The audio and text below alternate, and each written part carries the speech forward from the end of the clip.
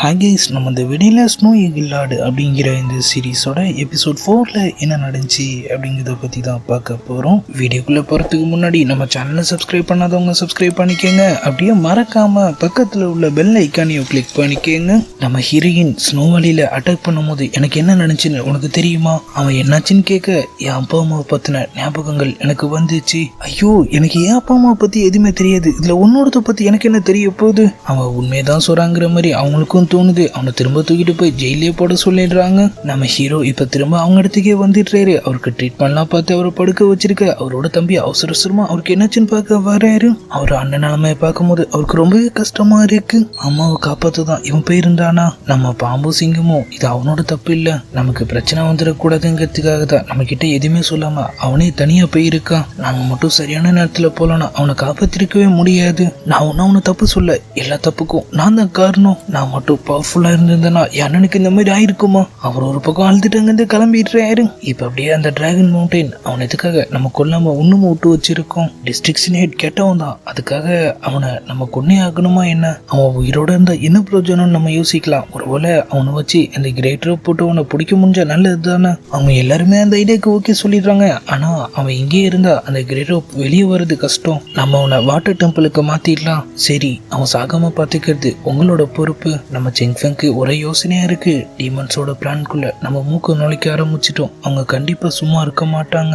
Fog Jio கிளான்லாம் நம்ம alert பண்ணணும்னு சொல்லிட்டு அப்படியே அங்கே கிளம்பிட்டுறாரு. ஃபாக் கிளான்ல கத்தி மூனையில வச்சு அவரை லாக் பண்ணிடுறாங்க. அவங்க செக்டர் ஹெட்டான அந்த சிஸ்டர்ஸ் நேரா அவர்கிட்ட வந்துட்டு, செங்ஃபெங் நீங்களா? டீமன்ஸ் விஷயமா உங்க டிஃபென்ஸை ஸ்ட்ராங் பண்ணுங்கன்னு சொல்லதான் வந்தேன். ஆனா நீங்க ஏற்கனவே தயாரா தான் இருக்கீங்க போல. செங்ஃபெங், நாங்க யாருங்கிறத மறந்துட்டீங்களா என்ன? எங்களை மீறி எங்க இடத்துக்குள்ள யாராலையாவது நுழைஞ்சிட முடியுமா என்ன? அவர் அப்படியே அவங்க சிஸ்டருக்கு ஊர்றாரு. சரி சரி, நீங்க சியோவை பத்தி ரொம்பவே கவலைப்படுறீங்க போல. நான் போய் டிஃபென்ஸ்லாம் எந்த அளவுக்கு பவர்ஃபுல்லா இருக்குன்னு பார்த்துட்டு வரேன். அவங்க ரெண்டு பேரும் ஒருத்தர் மாத்தி ஒருத்தர் அப்படியே பார்த்துக்கிறாங்க. சியோ, கவலைப்படாத, உன்னையும் ஃபாக் வேலையும் பாதுகாக்க என்னால என்னெல்லாம் பண்ண முடியுமோ அது எல்லாத்தையும் நான் கண்டிப்பா பண்ணுவேன். அவங்க ரெண்டு பேருக்கு நடுவுல ஏற்கனவே லவ் ஓடிட்டு இருக்கு போல. இப்ப அப்படியே நம்ம ஹீரோயின் அவங்களோட டெம்பிள் மாஸ்டர் அவங்கள பார்க்க வராரு. சரி சொல்லு, உனக்கு என்ன மாதிரியான விஷயம்லாம் ஞாபகம் வந்துச்சு? நான் குட்டி பொண்ணா இருந்தேன், என் அப்பா அம்மா என்னை விட்டுட்டு போனாங்க. நான் அதை பார்த்து அழுதுட்டு இருந்தேன். அவர் அப்படியே அவரோட பவர்ஸ் யூஸ் பண்ணி அவங்க மண்டைக்குள்ள என்னெல்லாம் இருக்குன்னு தேடி பார்க்கிறாரு. நீ பழசதியும் மறக்கல, யாரோ அதை சீல் பண்ணிருக்காங்க. அவங்க பவர்ஸும் ரொம்பவே அதிகமா இருந்திருக்கு. என்னால தான் சீல் பண்ண முடியாது. அப்ப கடைசி வரைக்கும் என்னால என் அப்பா அம்மாவை பார்க்க முடியாதுன்னு சொல்லி அவங்க ஃபீல் பண்ண, அதெல்லாம் ஒரு பிரச்சனையும் இல்லை. இந்த சீலை பண்ணது யாருன்னு தெரிஞ்சா நம்ம அவங்கள யூஸ் பண்ணி இதை சரி பண்ணிக்கலாம். அவங்களும் ஒரு மாதிரியே லைட்டா ஃபீல் ஆயிடுறாங்க.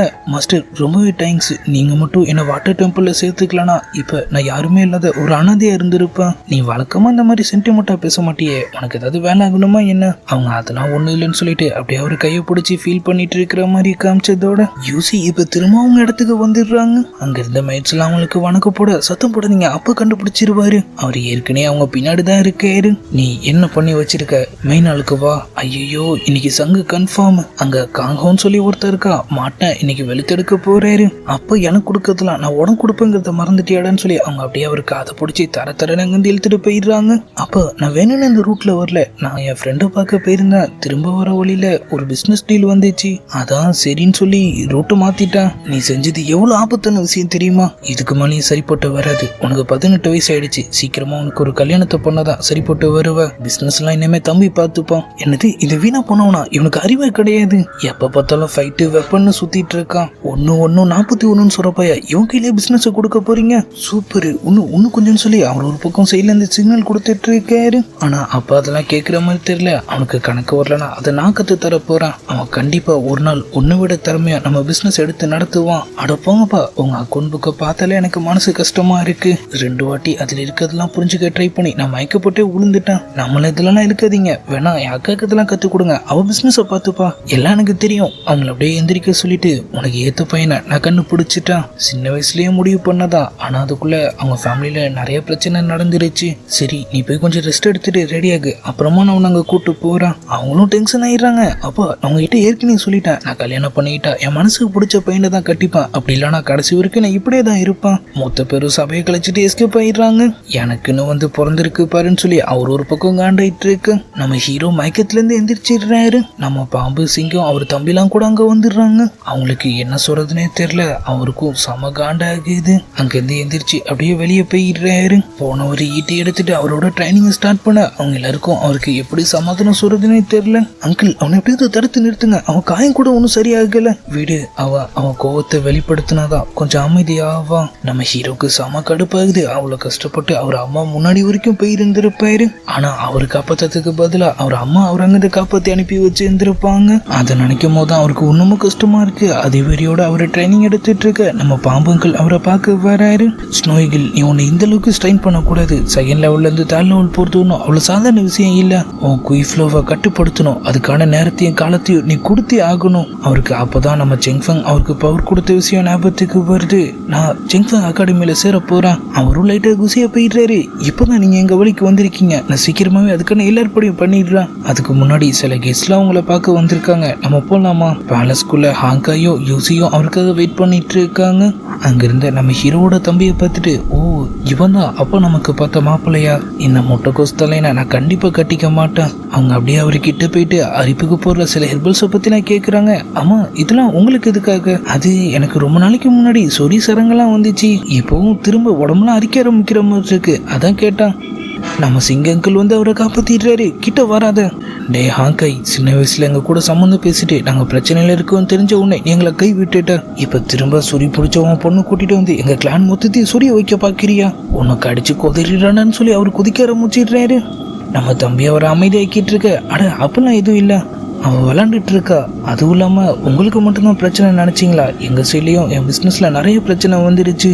அதான் உங்களை பார்க்க வர முடியல. இப்போ ஒன்றும் சும்மா இல்லை, உங்களுக்காக நிறைய கிஃப்ட்ஸ்லாம் கூட நான் கொண்டு வந்திருக்கேன். நம்ம ஹீரோ அப்படியே உள்ள என்ட்ரி ஆகிறாரு. அவரை பார்த்த உடனே யூசிக்கு யூசியா தாங்கல. நீங்களா? உங்களை திரும்ப பார்ப்போன்னு நான் நினைச்சு பார்க்கல. உங்க ரெண்டு பேருக்கும் ஏற்கனவே தெரியுமா? நம்ம ஹீரோ தெரியும், ஆனா இவதான் உங்க பொண்ணுன்னு எனக்கு தெரியாது.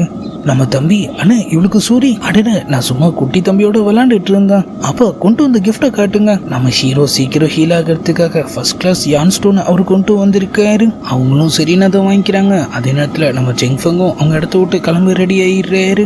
டிஸ்ட்ரக்ஷன் ஹெட் இப்பல இருந்து எங்களோட பொறுப்பு. டிராகன் மவுண்டன் ஹெட்டும் டாட்டா காட்டிடுறாரு. ஸ்னோ வேலியில வந்தவங்களுக்கு நம்ம ஆளுங்க விருந்து கொடுக்குறாங்க.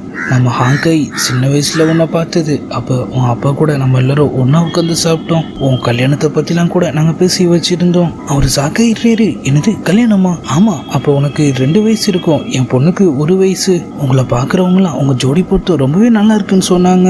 சரி கழுதைய கல்யாணத்தை பண்ணி வச்சிருவோம்னு சொல்லி அப்பவே முடிவு பண்ணிட்டோம். காலங்காலமா நட்புல இருந்து நம்ம 2 குடும்பமும் சொந்தக்காரங்களா மாறிடலாம்ல. நம்ம ஹீரோ, உங்க எண்ணத்துக்கு நன்றி, ஆனா அதுக்கு வாய்ப்பு இல்லைன்னு சொல்லிடுறாரு. என் அப்பா இறந்ததுக்கு அப்புறம் என் கவனம் மொத்தத்தையும் நான் கல்டிவேஷன் பக்கம் திருப்பிட்டேன். அவளுக்கு ஏத்த பையன் நான் இல்ல. அவரு சமாதானப்படுத்த ட்ரை பண்றாரு. ஆனா யூசி வேணும்னு சொல்லிடுறாங்க. உங்க கல்டிவேஷன்ல நீங்க டாப் லெவல் போறதுக்கு வாழ்த்துக்கள். அவங்க அப்பாவும், சரி இந்த விஷயத்த பத்தி அப்புறம் பேசிக்கலாம், இப்போதைக்கு என் பொண்ணு உங்க கூட இருந்து இந்த இடத்துல சுத்தி பார்க்கட்டும். ஆனா நானே இங்க இருக்க போறது இல்ல. செங்ஃபங் அகாடமிக்கு அவர் கிளம்ப போற விஷயத்த சொல்றாரு. லார்ட், எப்ப கிளம்ப போறீங்க?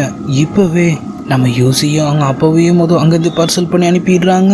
நம்ம ஹீரோவும் கிளம்ப ரெடி ஆயிடுறாரு. அவரோட தம்பி அவரை கட்டி பிடிச்சி ஃபீல் பண்ணிட்டு நீ எங்க இருந்தாலும் ஜாக்கிரதையா இருக்கும்லாம் சொல்றாரு. அவரும் அவரோட அங்கிள் தம்பியெல்லாம் பத்திரமா இருக்க சொல்லிட்டு நேராக அங்கேருந்து கிளம்பி டிராகன் மவுண்டனுக்கு போறாரு. ஆனா அவர் அங்க போறதுக்கு முன்னாடி செங்ஃபங் அங்கேருந்து கிளம்பிடுறாரு.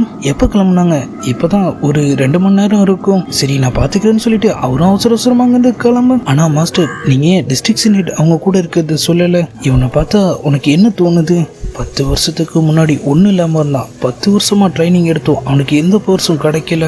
திடீர்னு பவர் கிடைச்சிச்சு. அடுத்த கொஞ்ச நாள்லயே அடுத்த லெவலுக்கும் போயிட்டான். மாஸ்டர் என்ன சொல்ல வரீங்க? ஒருவேளை இவன் கிட்ட நான் எதுவும் சொல்ல, பொறுத்து இருந்து பார்ப்போம். எல்லாத்துக்கும் மேல அவன் மோயானோட பையன் திறமாண்டா, அவன் கண்டிப்பா அகாடமியில ஜாயின் பண்ணுவான். செங்ஃபங்கும் அவரோட ஆளுங்களும் டிஸ்ட்ரிக்ஷன் ஹெட்டை பாதுகாப்பாங்க வந்து கூட்டு போயிட்டு இருக்காங்க. வழியில ஏதோ வித்தியாசமா இருக்கிற மாதிரி இருக்கு, ஜாக்கிரதையா இருங்க, நான் என்ன நடக்குதுன்னு போய் பார்த்துட்டு வந்துடுறான். அடுத்து ஒரு சில செகண்ட்ல மேலேருந்து ஏதோ ஒரு ஸ்மோக் மாதிரி வந்து அது அப்படியே அவன் காதுக்குள்ள போயிடுது.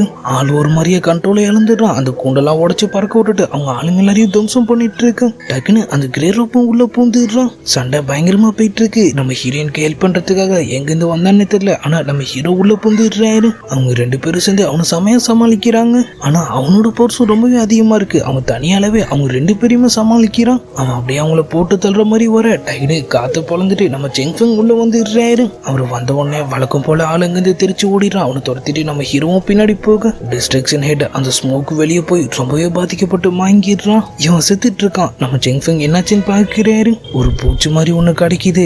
இதுதான் இது எல்லாத்துக்குமே காரணம். நம்ம ஹீரோ ஒரு பக்கம் அவனோட பாஸான அந்த கிரேரோப்பை பிடிக்க ட்ரை பண்ணிட்டு இருக்காரு. ஆனா அவன் அவரையும் அடிச்சு பறக்க விட்டுட்டு அங்கிருந்து கிளம்பிடுறான். செங்ஃபெங் நம்ம ஹீரோயின்ல அங்க வந்துடுறாங்க. அவன் தப்பிச்சிட்டான். அப்புறம் அவங்க அகாடமியில ஜாயின் பண்றதுக்காக தான் அவரோட அசிஸ்டன்ட் கத்தி எடுத்து ஒரு கழுத்திலே வச்சிடுறாரு. நீயும் அவங்க ஆள் தானே? கரெக்டா கிரேரோப் வரும்போது வந்த அவனால டிஸ்ட்ரிக்ட் காப்பாற்ற முடியலன்னு தெரிஞ்ச உடனே அவனை இங்கிருந்து காப்பாத்தி விட்டுட்ட. நம்ம ஹீரோயின் அந்த மாதிரிலாம் இல்ல, இவனுக்கு நல்லாவே தெரியும்னு சொல்றாங்க.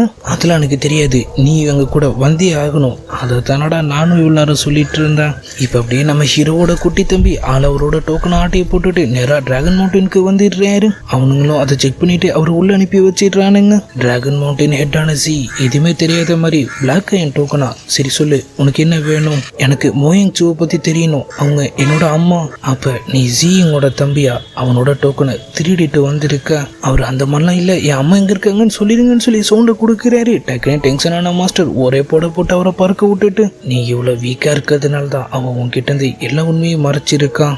போய் ட்ரைனிங் எடுத்து பவர்ஃபுல் ஆகிற வழிய பாரு. ஆனா நான் யார்கிட்ட போய் இதெல்லாம் கத்துக்கிறது? அவர் அங்கிருந்த ஒரு ஸ்க்ரோலையும் தூக்கி அடிச்சுட்டு, உனக்கான மாஸ்டர் இவர் தான், முடிஞ்சா இவரை தேடி கண்டுபிடிச்சிக்க. ஆளுக்கு சாம குசியா தாங்கல. அவர் அப்படியே அவரை தேடி போயிட்டு இருக்க. ரோட்ல பார்த்தா ஒரு பயங்கரமான ஃபைட்டே நடந்துட்டு இருக்கு. ஒரு பொண்ணு ஒரு குண்டு பையனை பொழந்து கட்டிட்டு இருக்காங்க. அங்கிருந்த ஒருத்தர் அந்த போட்டோல இருந்த மாஸ்டர் மாதிரி இருக்கான்னு சொல்லி அவர் அப்படியே வேகமா அவர்கிட்ட போறாரு. டக்குன்னு பார்த்தா ஃபைட்டிங்ல இருந்த அந்த பொண்ணு அப்படியே அவர் பக்கத்துல வந்து நின்னுடுறாங்க. இவங்க பேரு ஜீரோங்க. பின்னாடி பாருங்க, அவங்க டக்குன்னு அவங்க பர்ஸை யூஸ் பண்ணி அந்த குண்டு பையில பறக்க விட்டுறாங்க. அவங்களோட மாஸ்டர்னு சொல்லி அங்க ஒருத்தர் வராரு. யாருன்னு பார்த்தா அந்த பேப்பர்ல இருந்தவரு. அட நீங்களா? அந்த போட்டோவும் அங்கிருந்து காணாம போயிடுது. மாஸ்டர் என்ன உங்களோட ஸ்டூடெண்ட்டை சேர்த்துக்கங்க. நான் ஸ்டூடெண்ட்ஸை சேர்த்துக்கிறது இல்லைன்னு சொல்லிட்டு அவர் பாட்டுக்கு நடைய கட்டிடுறாரு. பின்னாடியே ஜீரோங்க போயிடுறாங்க. அவரும் அவங்கள ஃபாலோ பண்ணி அவரோட இடம் வரைக்கும் வந்துடுறாரு. நம்ம ஜீரோங்க சிக்னல் கொடுக்க, மாஸ்டர் தயவு செஞ்சு என்ன உங்க ஸ்டூடெண்ட்டை சேர்த்துக்காங்க. மேஜிக் பர்ஸை பத்தின எல்லா விஷயங்களையும் நான் தெரிஞ்சுக்கணும். நீங்க என்ன சேர்த்துக்கிற வரைக்கும் நான் இங்கே தான் மண்டிட்டு காத்துட்டு இருப்பேன். அப்புறம் ஓயிஸ்டர்னு சொல்லிட்டு அவரு அங்கிருந்து கிளம்பிடுறாரு. நம்ம ஆளுங்க எல்லாரும் டிஸ்ட்ரிக்ஷன் ஹெட்டை கூட்டிட்டு ஒரு வழியா வாட்டர் டெம்பிளுக்கு வந்து சேர்ந்துடுறாங்க. உள்ள போன உடனே வாட்டர் ஹெட் நம்ம ஹீரோ பார்த்து, நீ ஜீங் தானே? அங்க இருந்த அந்த சீனியர் திரும்பவும் துள்ளார மூச்சிடுறான். இவன் கண்டிப்பா அவங்களுக்காக தான் வேலை பார்க்கறான், இவனை உடனே அரெஸ்ட் பண்ணுங்க. நம்ம ஹீரோயின் அவங்களுக்காக ஹெல்ப் பண்றதா இருந்தா டிஸ்ட்ரிக்ஷன் ஹெட்டை கொல்லாம இவன் எதுக்காக பாதுகாப்பா அவனை இவ்வளவு தூரம் கூட்டு வரணும்? அகாடமியில நான் ஜாயின் பண்ணணும்னு அவரு கேட்க, நம்ம செங்ஃபெங்கும் டெஸ்ட்ல பாஸ் ஆயிட்டா நீ கண்டிப்பா ஜாயின் பண்ணிக்கலாம். இல்ல இவன் என்னன்னு தெரியாம இவன் எப்படி நம்ம கூட சேர்த்துக்க முடியும்? அட சும்மா கத்திட்டே இருக்காதையா, எனக்கு ஒரு சொல்றதை விட்டுட்டு நான் தான் தப்பு பண்ணோம்னா அதுக்கான ஆதாரத்தை கண்டுபிடி. ஆளுங்களை டிரான்ஸ்ஃபர் பண்ற வரைக்கும் தெரிஞ்சிருக்குன்னா டீமன்ஸுக்கு உங்க கிளான்குள்ளேயே ஸ்பைஸ் இருக்காங்கன்னு நினைக்கிறேன். அவனை முத பிடிங்க. மாஸ்டர் பரவாயில்லையே, புத்திசாலி பையனா இருக்கான். அப்படியே அவர்கிட்ட வந்து, வாட்டர் கிளான்ல உண்மையிலேயே ஸ்பைஸ் இருப்பாங்கன்னு நினைக்கிறியா? உங்க ஓசன் ஸ்டோன் எப்படி காணாம போனுச்சுங்கிறத நீங்க ஒண்ணுமும் கண்டுபிடிக்கல. அவருக்கு என்ன பதில் சொல்றதுன்னே தெரியல.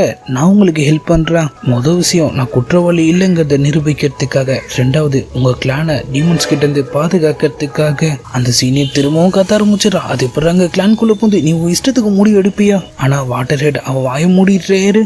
உடனே அசம்பிளியை கூட்டிடுறாங்க.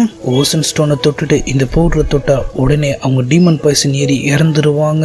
இதை பார்த்து யாருமே பயப்பட வேணாம், நீங்க தப்பு செய்யாத வரைக்கும். நம்ம ஹீரோயின் கிட்ட இருந்து அவர் ஆரம்பிக்கிறாரு. அங்கிருந்து எல்லாருமே தைரியமா அந்த பவுடரை வாங்கிக்கிறாங்க. ஒருத்த மட்டும் ரொம்பவும் பயப்படுறான். நான் தப்பு எதுவும் பண்ணல, இருந்தாலும் நீங்க சொன்னதெல்லாம் கேட்கும் போது கொஞ்சம் டர்ரா இருக்கு.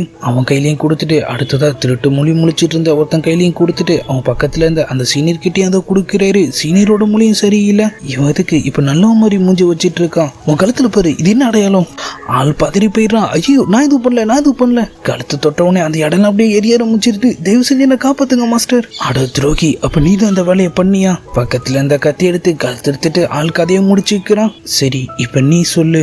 இல்ல மாஸ்டர், எனக்கு எதுவுமே தெரியாது. சீனியரை எனக்கு ரொம்பவே பிடிக்கும். அவர் இந்த வேலையை பண்ணும் போது நான் பார்த்துட்டா. இந்த விஷயத்த உங்ககிட்ட சொல்லாம மறைச்சது தப்பு தான். தயவு செஞ்சு எனக்கு ஆன்டிடோஸை கொடுத்துருங்க. நம்ம ஹீரோ மிளகா பொடிக்கலாம் ஆன்டிடோஸ் தேவையில்லைன்னு சொல்லி அது எல்லாத்தையும் கீழே கொட்டிடுறாரு. அவன் காண்டாக மாஸ்டர் அவனை தூக்கி ஜெயில போட சொல்லிடுறாரு. நம்ம செங்ஃபெங்கும் நம்ம ஹீரோயினும் பேசிட்டே போயிட்டு இருக்காங்க. அந்த சீனியர் எந்த தப்புமே பண்ணல. செல்லுல அவருக்கு எந்த ஆபத்தும் வந்துடாதுல. இது ரொம்பவே முக்கியமான விஷயம். உங்க மாஸ்டரும் ஸ்ட்ரிக்டா தான் இருந்தாகணும். இப்ப இந்த வேலையை பண்ணதுக்கு பின்னாடி யார் இருக்கான்னு சொல்லி கண்டுபிடிக்க அவங்க கிட்ட எந்த ஆதாரமும் இல்ல. நம்ம இப்ப என்ன பண்ணான்னு அவங்க யோசிச்சுட்டு இருக்கும் போதுதான் கரெக்டா நம்ம ஹீரோ அங்க வராரு. என்கிட்ட ஒரு ஐடியா இருக்கு. நம்ம செங்ஃபெங் சிரிப்பை போட நம்ம ஹீரோவும் அவங்கள பார்த்து ஸ்மைல் பண்ற மாதிரி காமிச்சதோட அப்படியே எபிசோட் 4 முடியுது. சீரீஸ் விறுவிறுப்பா தான் போயிட்டு இருக்கு. உங்களுக்கு அதே மாதிரி இருந்துச்சுன்னா மறக்காம அதை கமெண்ட்ல சொல்லுங்க. சொல்லுங்கள். இதுக்கப்புறம் என்ன நினச்சிங்கிறதுலாம் நம்ம நாளைக்கான வீடியோவை பார்த்து தெரிஞ்சுக்கலாம். அது வரைக்கும் குட் பை.